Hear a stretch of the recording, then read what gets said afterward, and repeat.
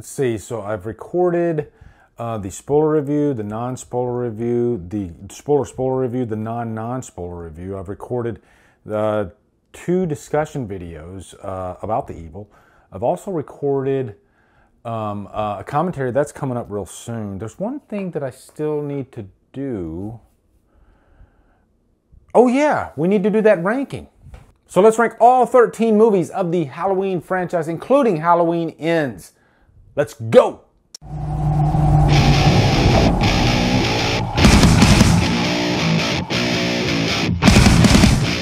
What's up, guys? The day's finally here. We're doing the ranking. We did a ranking last year for Halloween Kills. It might have shifted a little bit, but know that sometimes things might shift, not because of how I currently feel about that particular movie, but maybe because I feel a little bit better about another movie, and maybe it passes that movie. It could be something like that. My ranking for Halloween, I guarantee you can look back at all my rankings and it's always different.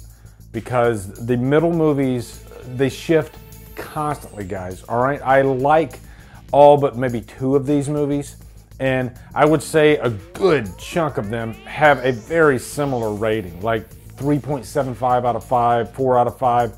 Quite a few of these movies have that rating. So you can imagine how hard it is for me to decipher what goes where. And I do try to get it down to a science, based on my mood, based on my feeling. And this is highly based on entertainment value, okay? Not necessarily filmmaking 100%. Filmmaking, of course, is in there, but there's a bunch of factors that I pay attention to when I'm ranking the Halloween franchise. This is my favorite franchise out of all franchises, horror or not horror. I am a Halloween fanatic, so if you're new to this channel, just know that. Halloween is my baby, all right? It means the world to me. It has changed my life, as ridiculous as that sounds, okay?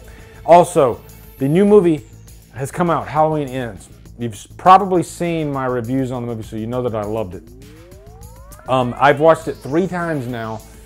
As of this moment, as I'm recording right now, I still don't know exactly where it lands, all right? I'm figuring it out, and I might go crazy on you, okay? And you might get mad at me, so we'll see what happens, all right? We'll try to get through this together.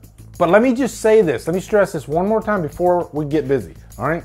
This is my ranking. It's not your ranking, okay? And it's not whoever's sitting right next to you. It's not their ranking. It's my ranking, all right? So if I really upset you, just know that you don't have to be upset, because your feelings about your current ranking still exist. I'm not changing your ranking, so don't change mine, all right? Anyway, let's have fun. Number 13 is Halloween Resurrection. It's a movie that will never change. This is probably the one movie that I saw in the theater that when I got out of my chair, I was flaming pissed. I was so freaking mad. And it's pretty much still the same to this day. I don't get angry when I watch the movie. As a matter of fact, I can have fun watching the movie if I'm making fun of it. But, you know, I've said this so many times, you don't make fun of Michael Myers. And that's what this movie does. It makes fun of Michael Myers. I'm not saying Michael Myers has to be at his strongest state possible. Michael Myers doesn't have to be Superman at all times. It depends on the plot that's going on. And you probably know why I'm saying this, okay? This movie is a joke. All right, that's what it is. And if you want to watch a joke Halloween movie, then you watch Halloween Resurrection. And this is for them! Okay, number 12 is Rob Zombie's Halloween. I think there's some good ideas in this movie.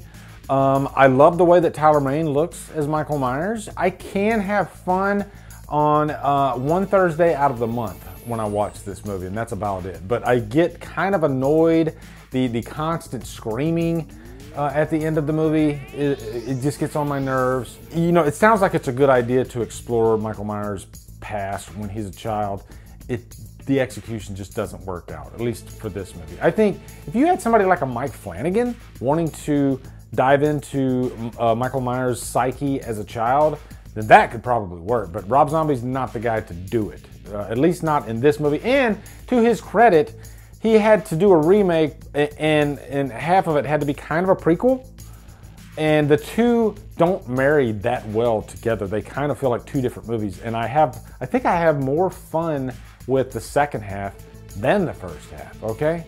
Some great sequences in there, you know, the bat beat down. The Judas scene's probably my favorite scene in the entire movie, actually. It is pretty scary. It's one of the scariest scenes in the movie. As a matter of fact, when I first saw that scene, it kind of freaked me out a little bit. I was like, damn, it was a great start to the movie, but then it just, I don't know. Which leads me to number 12, Halloween H2o. Now, here's where you're pissed. I know you guys, how dare you? H2o was the first movie I saw in the theater. You saw, not me.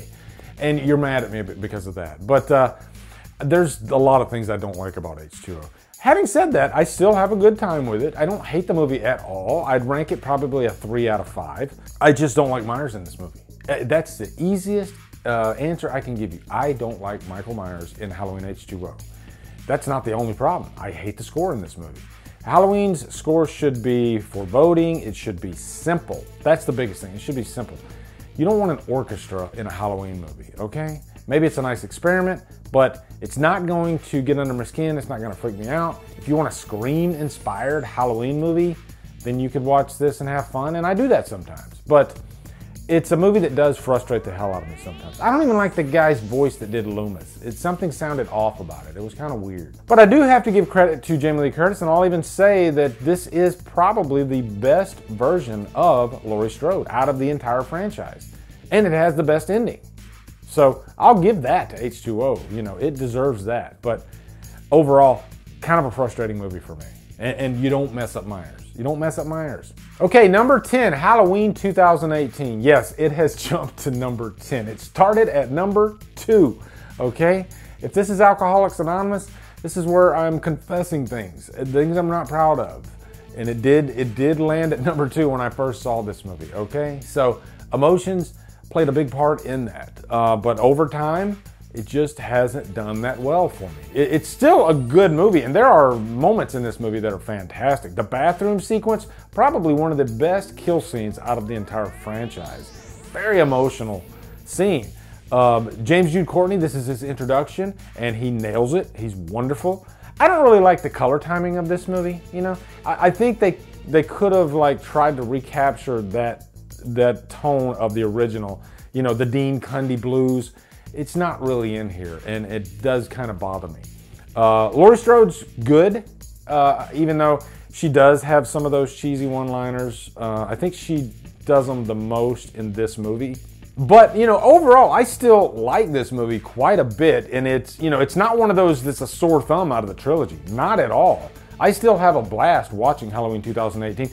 The score is phenomenal. One of the best scores in the entire franchise. I have to give it that, okay? Still a solid movie, all right? We're in the territory right now, guys, where we're in movies that I actually enjoy quite a bit, okay? I love a lot of these movies. Number 9, Halloween 5, The Revenge of Michael Myers. Have I lost y'all yet? Are a couple of you still here? I know most of you probably checked out by now. I do have a weird ranking, okay? I get this every time. People are like, what the fuck is up with this ranking? Halloween 5 used to be down quite a bit, and it was like in the bottom 3, I think, at one time. But I'd say over the last year, I've kind of fallen in love with this movie. Just because of its like giallo horror type feel to it, you know. It's a European director, so even the house looks like something out of a giallo movie. You got the freaking man in black that looks like a giallo killer.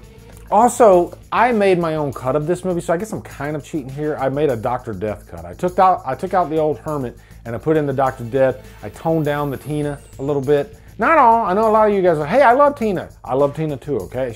I've come around to her. I just toned her down just a bit, just a little bit, all right? Just a tiny bit. I mean, you probably won't even notice it if I didn't tell you which scenes. I still think the final act in this movie is really good, actually. A lot of great stuff going on. I like Don Shanks as Myers. The barn scene's fantastic. I think there's a lot going on in Halloween 5. I think it just has a rough start, you know? But once it gets going, I think it's pretty solid. Number 8 is Rob Zombie's Halloween 2. And guys, let me put this out there. This movie is phenomenal to me. I have had a love fest with this movie. I've done quite a few videos on this movie, one even from like the shooting locations. I've done commentaries on this movie. And I love Rob Zombie's Halloween 2 so much for how different it is. I love the 16mm film stock. And it just feels grimy, and it's just a different flavor. And it's emotional. It's a very emotional movie about trauma, you know. And I think, you know, we always make fun of that word trauma with this new trilogy, but I think it was done the best in Rob Zombie's Halloween 2. Scout Taylor Compton, I think, made up for, I guess, the lesser than performance that she gave in the last movie. She just didn't have too much to do in the last movie outside of scream. Whereas in this movie, she gets a lot more fat to chew on, you know, I guess from a psychological standpoint. She really has to carry this movie, and she does a great job. Can't not talk about the freaking Annie death scene. Easily one of the most emotional scenes in the entire franchise. Fantastic. So, also this, the soundtrack to this, I say soundtrack instead of score because the soundtrack, it's a lot of songs. It's much less actual, like, you know, movie score type material. There's a lot of fun songs, and it's really a soundtrack that I throw on all the time, you know, on the old record player over there. Just something to have in the background. So I love Rob Zombie's Halloween 2. Number 7, another movie that has moved up in the rankings, Halloween 2. And this is the one that moves the most, I think. Sometimes I'm not in a great mood for it. I get annoyed by it. And sometimes I have a love fest for Halloween 2. Because the things that the movie does right, it really nails. And just the overall look of the film, I'd say out of all the Halloween movies, I think the look of Halloween 2 is the best. Dean Cundey really nailed something about this movie. It feels creepy, it feels spooky, and the atmosphere of the hospital is on point. And you know, if anything, for all these movies really, it seems like most of them have one aspect that stands above the rest of the pack, you know? And for Halloween 2, it's the overall look, and also it's my favorite final act. The final act in this movie is just the ultimate, most epic showdown. You have Donald Pleasance in his prime, giving his life for Laurie, and you know, big explosion at the end. It's just everything, and it's a wonderful final act. And as far as like a movie that takes place on the same night as the previous movie, because we know 2018 Kills did that, this is a far better double feature, I think, than those two movies. Not to take anything away from them. Maybe it's just that whole retro thing too. Like, I love that feel of 1981. You know, that year in horror is my favorite year in horror, and Halloween 2 stands high amongst the pack in there. Dick Warlock, you know, he's nobody's favorite Myers, but he's always easily in the top 3. He just has that glide about him. And of course, Old Bud. You gotta have Old Bud, right? I mean, you have some characters in here that are really fun. And, you know, Bud and Jimmy, their relationship with each other. Listen to Old Bud. Okay, number 6, Halloween Kills. I believe Kills was either number 3 or 4 last year. And I will say, my opinion on the movie hasn't changed. It just so happens that the movies above it have changed. I've moved them up, okay? So don't go saying that Lee changed his mind on Kills. I haven't. I still love it for what it is. It is just a balls-to-the-wall slasher. I think Myers looks his best overall in this movie. As a matter of fact, out of the entire franchise, I think this is the best looking Myers. That scene coming out of the fire, easily one of the best moments in the franchise. It's just, you know, it's so badass. It's balls to the wall. And really, Myers is just in rare form. You know, he is unstoppable. This is really the ultimate force, Halloween Kills. And a lot of people had problems with the middle part of the movie, really the whole point of the movie, the people of Haddonfield, confusion and reacting. I loved that stuff, actually. You know, I loved the message of this movie, how when people, they knee-jerk, they jump too quick, and then, you know, they pay for it. And that's what happens in this movie. They don't stop and think about what they're doing. And the wrong guy gets killed. And, you know, this is one of those movies people flipped out after it. You know, people hated this movie. And then, you know, there's others that really loved it. Every time I've watched it, and I swear I've watched it like a dozen times now, it's just such a ride of a movie. And that flashback scene, I think the flashback scene, you could marry that up to the original movie and it would work. It would fit in really nice. You know, if anything, you can tell that David Gordon Green and Company, they really love this franchise, and they were really just trying to pay homage.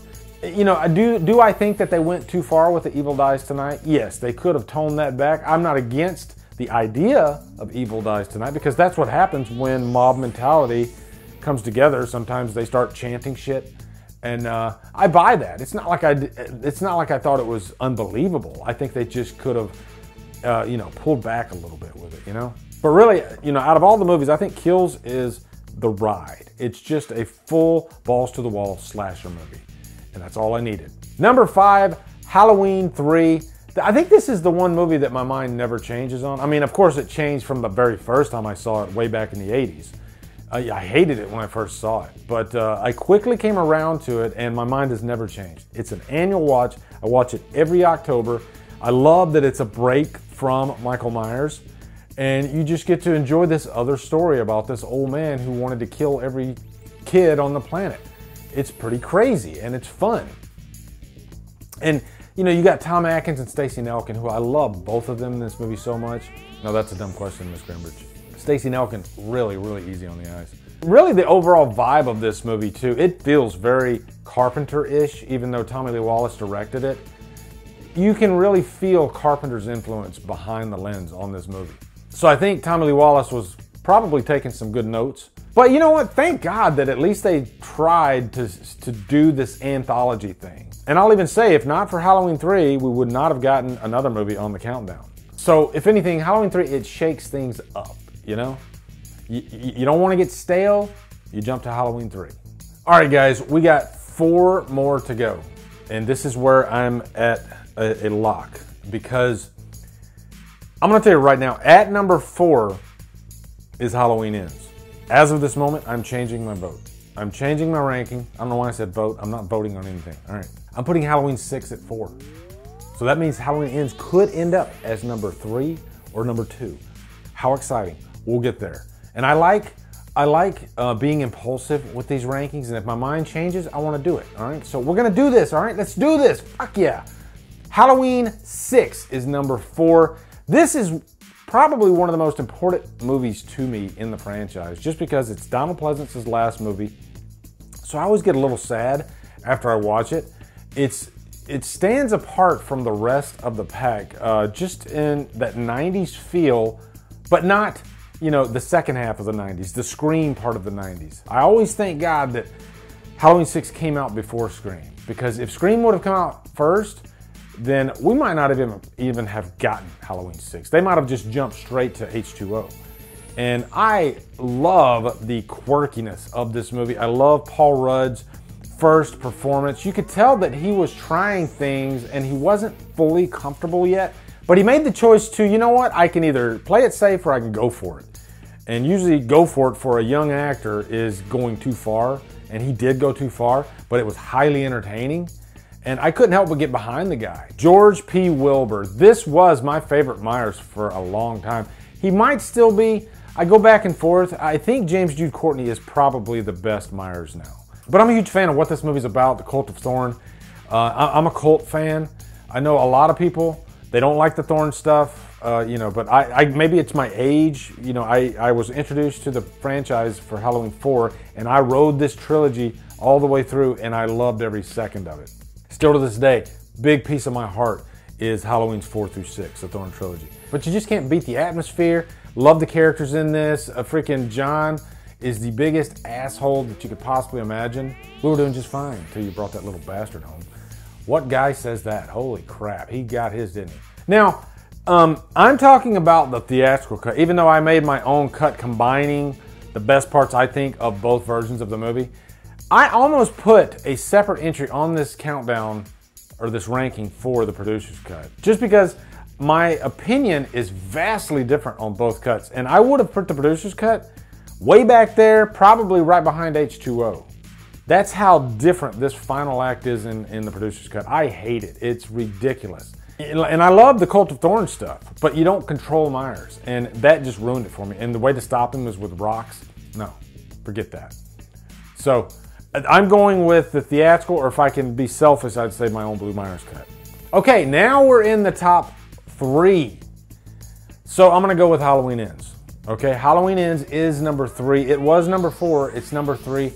I've watched the movie 3 times. I am madly in love with this movie. We are on honeymoon together right now, and we're making sweet, sweet love, and I just can't get enough of how different this is. I've always wanted them to try what they did with Halloween 3 again, and even better, mix it up with Myers and Laurie Strode still in the fold. I think it's genius. And not give us the exact same thing that they gave us before. And I know a lot of you guys are so pissed off because you wanted something different out of this final chapter. A lot of you stated in my comments that you feel like you were duped and you were promised something in the marketing that you didn't get. And you know what? I'm not going to argue with you. You're right, okay? They didn't give you what you wanted, but I wanted different. So they gave me what I wanted. I didn't want the same thing as the previous two movies. I wanted them, you know what? Go for it. Swing for the fences.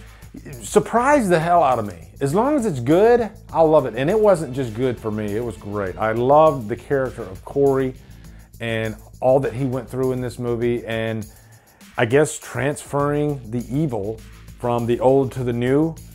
And I loved the way Myers was used in this movie, to be honest, because we've had the same version of Myers for every movie that he's been in.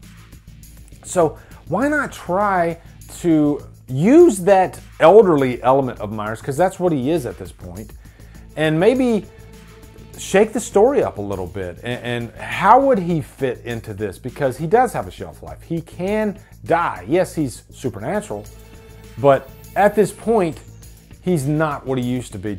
Based on what he went through the last 4 years, his house has been burned down. That's his safety net. So I love that we were taking a ride with this new character and enjoying his journey. And a lot of you guys didn't like Corey. I loved it. I was so into this movie. And the score, I'd say this is probably my favorite score of the three movies. That scene at the junkyard, I was just listening to the music right before I recorded this to kind of get me pumped up. Man, that scene for the junkyard is so good. And what I will say to you guys, just to be fair, is I know I'm in the honeymoon phase for this movie, and that's what I'm giving you right now. I'm giving you my opinion right now. But a few months down the line, when everything settles, if my mind changes on this movie, I'll do a new ranking for you, okay? And I'll tell you where it lies, all right? Because by then, a lot of these movies that are in the middle will probably have shifted around anyway. You know, that's just the way I am with this franchise. So if it changes, I'll let you know. I'm not going to waste your time and do another ranking, though, if it's still number 3. Okay, number 2, Halloween 4. This movie did drop for a second, but then it jumped right back up. It's just such an important movie to me. Seeing it opening night in the theater. I just love the atmosphere of this movie so much. That opening is undeniable. Just creates the greatest sense of foreboding and what's to come. I remember seeing this movie in the theater and the scene in the ambulance. I think that's the one that really woke everybody up. I mean, it's sinister up to that point anyway because you go to Smith's Grove. Jesus ain't got nothing to do with this place. But by the time they're in the ambulance and everything's kind of quiet and everything, then all of a sudden when that thumb goes in that forehead, it was go time. And this movie never let up. And it just works so well because it's simple. You know, Moustapha Akkad knew that we needed to get back to the basics, and that's what he did. And just, you know, this relationship between Jamie Lloyd and Rachel Carruthers, I just love those two together. Ellie Cornell and Danielle Harris just had this chemistry, and that's a hard thing. You know, you can be a great actor, but you still might not have great chemistry with another actor. These two, they just worked so well together. You just cared for them. You wanted them to get through it. You know, you had great characters like Brady, who was the guy that was like a dickbag, but for some reason you end up loving the guy because he still does the right thing and gives his life to save them. You know, what's not to love about that? You know, just rich characters. But, you know, the big thing too is, you know, it's hard to come up with a great ending, especially in a franchise that's had a lot of similar endings. But man, the ending of this movie, talk about, you know, the very last frame before the credits roll is the bang, the explosion. That's what this is, you know. You think that they're safe. These are the best endings to do, is when you think, okay, they're out of the danger, everybody's safe, and then boom, nobody's safe. It's even worse than you thought it was going to be. That's the ending of Halloween 4, and that's why it's always been so high in my ranking, and usually number 2. You know, this is the movie that got me obsessed with the franchise, and I've never turned back. Number 1, of course, John Carpenter's Halloween. You know, it's always on every top 10 greatest horror movies list, and there's a reason for that. It's just because of John Carpenter's excellent direction. You know, thinking back to his career back then, he didn't really get the love that he deserved as much I mean, he was still John Carpenter. But, you know, for instance, like The Thing, the critics were, you know, they hated The Thing. But it's just great that now, all these years later, everybody loves John Carpenter. Everybody celebrates his movies. And if it wasn't for Halloween, we wouldn't have all this. You know, we wouldn't have all these sequels that get everybody so up in arms these days, and all these fights break out online, and people are so passionate about their opinions on this franchise. And that's just because we all love Halloween, you know? And I was just thinking this today, that Halloween has something for everybody. Everybody has at least a couple of Halloween movies that they really love, you know? There's the purists that love the first two movies. There's the people that are a little bit more psychotic like myself that love the Thorn trilogy. There's the hardcore people that like the Rob Zombie movies. This new trilogy has its fans.